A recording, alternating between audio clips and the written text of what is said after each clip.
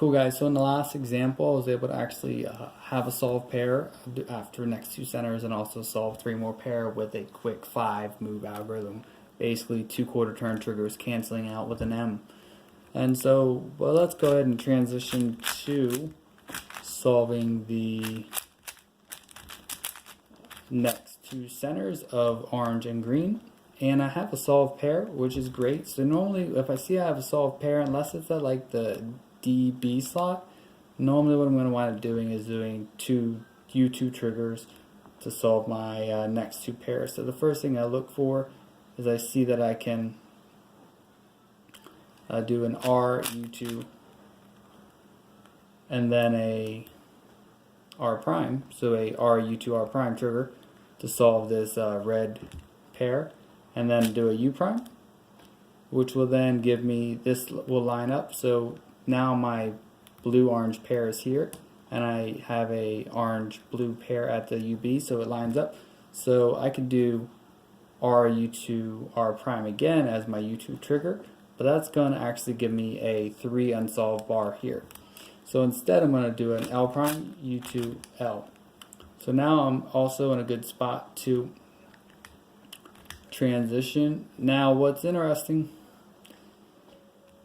is that I wound up doing a couple moves with basically an EO case to give myself the soon. I knew that I was basically able to influence this, give myself a soon, and then I'll just go ahead and solve this. So L prime U2 L U, L prime U wide L, and it's solved. CMLO, I look, I've got the odd parity, so I want to treat this this edge pair, flip that in my head, know that when I solve the rest of the cube, that's going to show itself at the UF. So now what's going to wind up happening is when I do my parity flip, I'll wind up with it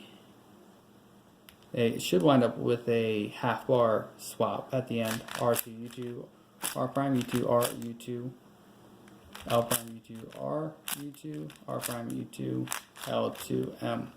And actually I don't, so it winds up being a longer, so I've got the checkerboard up top and a half bar up top on the F face. Not a big deal, because the moves wind up canceling out nicely and flowing in that case, but there we go. So I didn't get a good case. Maybe if I had, let's go back